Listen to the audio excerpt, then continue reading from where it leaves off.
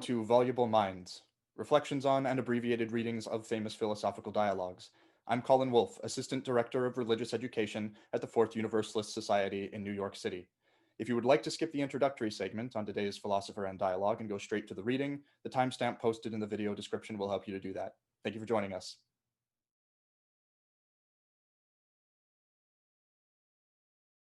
Plato gives us our series start, living roughly from 429 BCE to 347 BCE. In the Western tradition, it is Plato to whom we attribute the written dialogue as a means of exploring and conveying ideas didactically. Dialogues not only have the virtue of giving those unfamiliar with the ideas a sympathetic avatar in the form of the stock pupil, which is recognizable in almost all of these selections, but they offer contrived situations in which the most abstract and elaborate ideas are actually embodied and applied, if in nothing else, at least through serving as a means of human interaction. If we did every Platonic dialogue, about 30, we would have to dedicate the entire first season of this course and more to them. But I'm hoping our chosen selection of 5 will give a sense of some of the most enduring ideas explored by Plato, as well as chart a narrative arc for Socrates, Plato's mentor, whom Plato liked to use as his authoritative mouthpiece, often in conversation with other real figures from their time. These dialogues, along with some surviving works by another of Socrates' pupils, Xenophon, are among the only written records we have of Socrates from his own time, since none in his own hand are available to us. As such, we should take Plato's characterization of Socrates, or indeed any historical figure he casts, with a grain of salt. Theologians like Augustine owe much of their thinking to Plato, or more directly to the Neoplatonic school that emerged in the 3rd century AD under Plotinus. For example, some applied Neoplatonic monism, or theory of existential unity, in describing properties of the Christian God, as with Plato's belief that ideas such as love and goodness could actually be realized in a distilled, perfect form, if not available to us perceptibly in the temporal sphere. For many Christian theologians, Plato, though a pagan, was onto something in his disparagement of our mortal plane of existence. Plato's famous pupil, Aristotle, arguably gave Plato a run for his money and sustained influence on Western thought, especially as the patristic theologians gave way to the scholastics starting around the 12th century, and Aristotelian texts lost or proscribed through the Middle Ages and preserved in part through the efforts of Islamic scholars resurfaced in the Christian world. It was Aristotle, whom Thomas Aquinas would name simply the philosopher. But though Aristotle may have exercised the dialogic form, none of his attempts at it survive him. But rest assured, he will be roped into plenty of the arguments we are going to hear in our course. Of the many notable and necessary practical omissions from our Plato unit in this first series, perhaps none is more obvious than the Republic, which serves as an extended exposition of Plato's political ideas. That the ideal state would be ruled by a philosopher king to avoid the degradation of aristocracy to timocracy, of timocracy to oligarchy, of oligarchy to democracy, and of democracy to tyranny. Like our opening Platonic dialogue soon to be introduced, it has some rather unflattering things to say about art and artists, namely that they can, if addressing themselves to appropriate topics and appropriate modes, be subordinated healthfully to the aim of effective governance, but that they remain at best pale imitators of our waking reality, which is itself a pale imitation of the realm of ideas, where every object and notion takes on its pure essential form, only revealed to us in shadowy permutations while we live. This idea of Platonic forms will crop up implicitly and explicitly throughout our Plato unit and beyond. His parable of the cave is a popularly referenced representation of this idea. Our first Platonic Socratic dialogue will be Ion, a conversation between Socrates and an award-winning Ephesian reciter of epics, Ion. It's a good example of some of the staple devices for which Socrates is best remembered, including the interrogative or questioning mode of teaching, in which his sometimes confused opposite is led to try and work out the problem in their own terms through prompts that point out logical gaps in their previously held assumptions. Also, keep an eye out for the famous Socratic disavowal of knowledge, which will reappear in multiple of these dialogues, in which Socrates humbles himself, even in the company of those seeking his instruction, an indication, usually in goodwill, that he too was a student and no prophet. Sometimes, as you will see, this disavowal takes on a more ironic or tactical flavor, drawing out his interlocutors to overconfidently slip into a fallacy at which he could catch them. Enlightenment figures like Montaigne would echo Socrates' disavowal 2 millennia later. Qu'est-ce que je? What do I know? Or Voltaire's take, from the upward leap I made to contemplate eternity, I fell back into the abyss of my ignorance. But is the subject of art and artists that we focus on at the outset. Enter Ion. Can recitation, poetry, and acting be regarded as art? To what extent can the artist, if they are even worthy of the title, be credited with their own inspiration, or is it the divine muse that grants them their transient and unaccountable powers? Is a Homeric specialist competent to judge of any other poet? And if the subjects and vocations addressed in poetry would be better spoken for by experts in each given field, rather than by the poet or rhapsodist, can any specialty really be attributed to the poet or reciter? On this question, Plato, by way of Socrates, tends to rule against the poets, actors, and reciters, though there is an attempt to pass this off as a divine compliment, as you will see. It must be granted that this opinion is derived from some peculiarities of the epic tradition as opposed to, say, the more euphuistic or romantic sensibilities with which we think of poetry today. Then, the poet's job, even that of the lyric poet, was not necessarily to ornament the narrative with their personal literary stamp, so much as to compass as much as was objectively possible a catalog of concretely described, if sometimes in nature fantastical and divine, events on a massive scale. This is evident in any perusal of the Iliad or the Odyssey. If Plato could hear Shakespeare or Keats, or indeed any modern poet, he might have been persuaded of the poet's artistic capacities, but that would likely just have made him view their distracting, misleading fancies with more emphatic disgust as a threat to the state, as can be seen in the Republic. Aeschylus probably died about 30 years before Plato was born, but Plato would overlap with Greek dramatists like Euripides and Aristophanes, and would take umbrage at Aristophanes' treatment of Socrates in Aristophanes' play The Clouds. Though to be fair to Aristophanes, he would have had more time to spend with Socrates as a contemporary than Plato did. From about the 7th through 5th centuries BCE, participatory Dionysian ritual song and dance, the choric dithyramb, was transformed into the theatron, seeing place, where separations of audience and spectator, chorus and protagonist started to define the dramatic presentation. In a sense, these philosophic dialogues, made at first to be digested in reading, represent an even further separation between participant and the events being described. And the treatment we are giving them creates in a way its own category, not ritual, not performance, yet participatory and presentational. And with cameras and laptops, new means of division and connectivity, a new multiplicity of seeing places. We will see this topic of the nature of the actor explored later and perhaps more generously by Diderot. I will be joined in this kickoff episode by Colin Purcell, who will be reading Ion to my Socrates. Colin is an excellent actor, friend, accomplished musician, and most amiable collaborator. He has a degree in theater with honors from Hamilton College, where he has also taught as a visiting instructor in theater.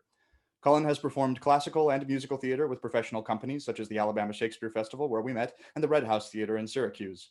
Were we doing Euripides' play of the same name as this dialogue, Ion, Mr. Purcell's classical chops would surely give the lie to Plato's low estimation of the actor.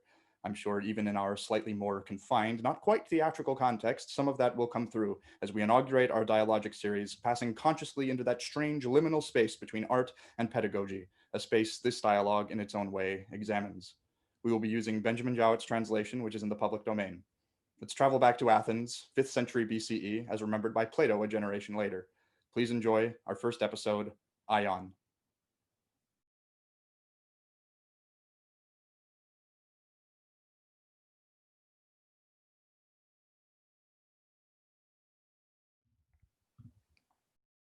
Welcome, Ion. Are you from your native city of Ephesus? No, Socrates, but from Epidaurus, where I attended the festival of Asclepius. And do the Epidaurians have contests of rhapsodes at the festival? Oh, yes. And all sorts of musical performers. And were you one of the competitors? And did you succeed? I obtained the first prize of all, Socrates. Well done. I often envy the profession of a rhapsode, Ion, for you have always to wear fine clothes, and to look as beautiful as you can is part of your art. Then again, you are obliged to be continually in the company of many good poets, and especially of Homer, who's the best and most divine of them. And to understand him, and not merely to learn his words by rote, is a thing greatly to be envied. And no man can be a rhapsode who does not understand the meaning of the poet, for the rhapsode ought to interpret the mind of the poet to his hearers. But how can he interpret him well unless he knows what he means? All this is greatly to be envied. Very true, Socrates. Interpretation has certainly been the most laborious part of my art. and I believe myself able to speak about Homer better than any man, nor anyone else who ever was, had as good ideas about Homer as I have, or as many. I'm glad to hear you say so, Ion. I see that you will not refuse to acquaint me with them. Certainly, Socrates. And you really ought to hear how exquisitely I render Homer. I shall take an opportunity of hearing your embellishments at some other time. But just now, I should like to ask you a question. Does your art extend to Hesiod and Archilochus, or to Homer only? To Homer only. He is in himself quite enough. Are there any things about which Homer and Hesiod agree? Yes. In my opinion, there are a good many. And can you interpret better what Homer says or what Hesiod says about these matters in which they agree? I can interpret them equally well, Socrates, where they agree. But what about matters in which they do not agree? For example, about divination, of which both Homer and Hesiod have something to say. Very true. Would you or a good prophet be a better interpreter of what these two poets say about divination, not only when they agree, but when they disagree? A prophet. And if you were a prophet, would you not be able to interpret them when they disagree as well as when they agree? Clearly. But how did you come to have this skill about Homer only and not about Hesiod or the other poets? Does not Homer speak of the same themes which all other poets handle? Is not war his great argument? And does he not speak of human society and of intercourse of men, good and bad, skilled and unskilled, and of the gods conversing with one another and with mankind, and about what happens in heaven and in the world below, and the generations of gods and heroes? Are not these the themes of which Homer sings? Very true, Socrates. And do not the other poets sing of the same? Yes, Socrates, but not in the same way as Homer. What, in a worse way? Yes, in a far worse. And Homer in a better way? He is incomparably better. And yet surely, my dear friend Ion, in a discussion about arithmetic, where many people are speaking and one speaks better than the rest, there is somebody who can judge which of them is the good speaker. Yes? And he who judges of the good will be the same as he who judges of the bad speakers. The same? And will he in this case be the arithmetician? Yes. And you say that Homer and the other poets, such as Hesiod and Archilochus, speak of the same things, although not in the same way, but the one speaks well and the other not so well? Yes, and I am right in saying so. Then, my dear friend, can I be mistaken in saying that Ion is equally skilled in Homer and in other poets, since he himself acknowledges that the same person will be a good judge of all those who speak of the same things, and that almost all poets do speak of the same things?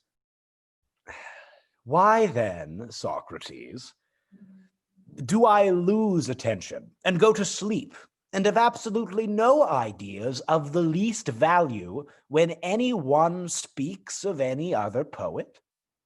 But when Homer is mentioned, I wake up at once and am all attention and have plenty to say. The reason, my friend, is obvious. No one can fail to see that you speak of Homer without any art or knowledge. If you were able to speak of him by rules of art, you would have been able to speak of all other poets, for poetry is a whole. Yes. And when anyone acquires any other art as a whole, the same may be said of them. Would you like me to explain my meaning, Ion? Yes, indeed, Socrates. I very much wish that you would, for I love to hear you wise men talk. Oh, that I was wise, Ion, and that you could truly call me so.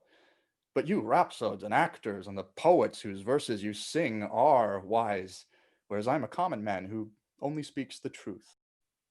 But I cannot deny what you say, Socrates.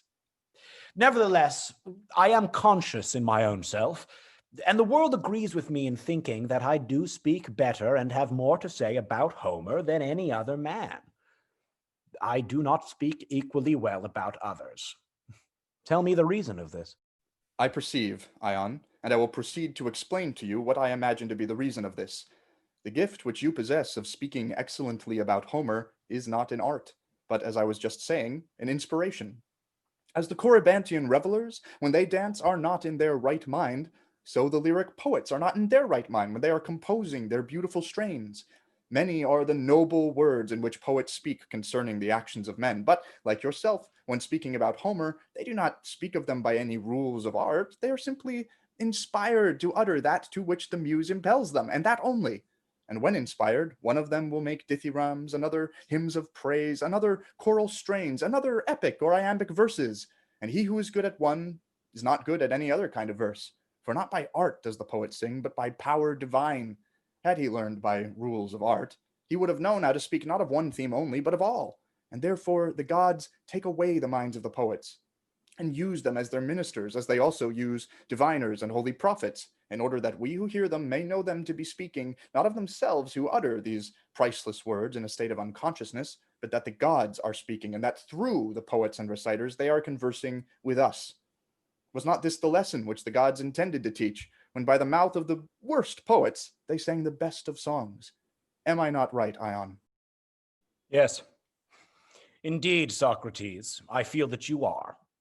For your words touch my soul, and I am persuaded that good poets, by a divine inspiration, interpret the things of the gods to us. Tell me then what Nestor says to Antilochus his son, when he bids him be careful of the turn at the horse race in honor of Patroclus. Bend gently, he says, in the polished chariot to the left of them, and urge the horse on the right hand with whip and voice, and slacken the rein.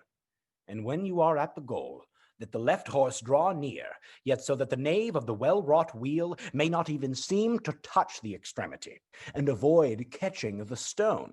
Enough. Now, Ion, will the charioteer or the physician be the better judge of the propriety of these lines? The charioteer, clearly. And will the reason be that this is his art, or will there be any other reason? No, that will be the reason. And every art is appointed by the gods to have knowledge of a certain work. For that which we know by the art of the pilot, we do not know by the art of medicine. Certainly not. Nor do we know by the art of the carpenter that which we know by the art of medicine. Certainly not. And this is true of all the arts. That which we know with one art, we do not know with the other. But let me ask a prior question. You admit that there are differences of arts. Yes. You would argue, as I should, that when one art is of one kind of knowledge and another of another, they are different. Yes. Tell me then, what I was intending to ask you, whether this holds universally. Must the same art have the same subject of knowledge and different arts other subjects of knowledge? That is my opinion, Socrates. Then he who has no knowledge of a particular art will have no right judgment of the sayings and doings of that art. Very true. Then which will be the better judge of the lines which you were reciting from Homer, you or the charioteer? The charioteer. Why, yes, because you are a rhapsode and not a charioteer. Oh, yes. You know the passage in which Hecamede, the concubine of Nestor, is described as giving to the wounded Machaon a posset, as she says, "Made with Pramnian wine, she grated cheese of goat's milk with a grater of bronze, and at his side placed an onion, which gives a relish to drink." Now, would you say that the art of the rhapsode or the art of medicine was better able to judge of the propriety of these lines?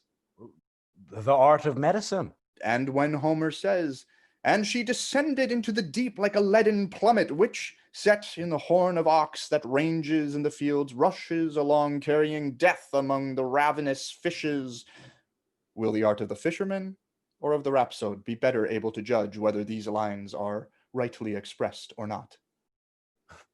Clearly, Socrates, the art of the fisherman. Indeed, Ion, if you are correct in saying that by art and knowledge you are able to praise Homer, you do not deal fairly with me. And after all your professions of knowing many glorious things about Homer and promises that you would exhibit them, you are only a deceiver, and so far from exhibiting the art of which you are a master. You will not even after my repeated entreaties explain to me the nature of it. And if you have art, then, as I was saying, in falsifying your promise that you would exhibit Homer, you are not dealing fairly with me. But if, as I believe, you have no art, but speak all these beautiful words about Homer unconsciously under the gods' inspiring influence, then I acquit you of dishonesty, and shall only say that you are inspired. Which do you prefer to be thought, dishonest or inspired? There is a great difference, Socrates, between the two alternatives, and inspiration is by far the nobler. Then, Ion, I shall assume the nobler alternative, and attribute to you in your praises of Homer inspiration, and not art.